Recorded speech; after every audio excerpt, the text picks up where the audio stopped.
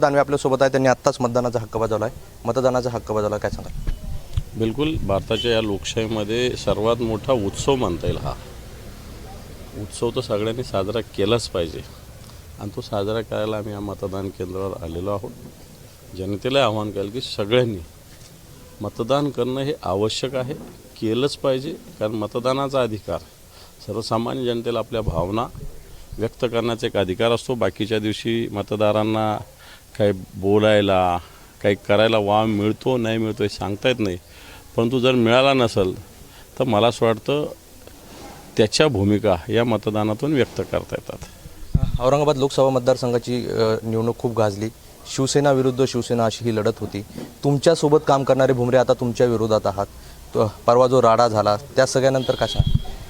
शिवसेना विरुद्ध शिवसेना लढत नव्हती, गद्दार विरुद्ध खुद्दार लढत होती, गद्दार विरुद्ध निष्ठावान लढत होती. आणि या महाराष्ट्राचा देशाचा इतिहास निष्ठावानांचा विजय होत असतो. इम्तियाज जलील यांचं देखील तुमच्यासमोर आव्हान असणार आहे. तुम्ही स्वतः प्रचार करत का? इम्तियाज जलील जातीयवादी आहे. तो काय प्रचार करतो? फक्त मुसलमान करतो. फक्त मुसलमान करतो. मग आम्ही हिंदू केलं तर काय बिघडतं त्याच्यात? पण या संभाजीनगरात जातीयवादाचं फोफावण्याचं काम MIM करते, इम्तियाज जलील करते. इम्तियाज जलील यांचा वरून एक वेगळं पांघरून आहे की मी शिकलेला सवरलेला विद्वान आहे, पण आतून अतिशय कट्टर जातीयवाद इम्तियाज जलील आणि MIMच्या रूपानं फोफावला जातो. तो थांबवावा लागेल.